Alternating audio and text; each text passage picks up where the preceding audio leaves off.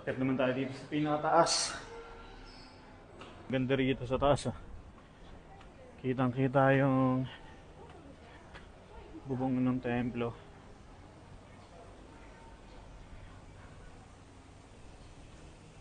Yun oh.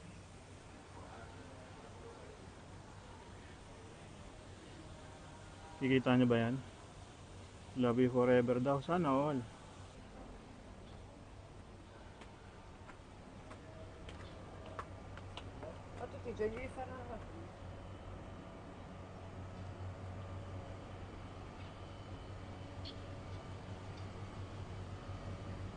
Dito makikita nyo napakaraming lantern.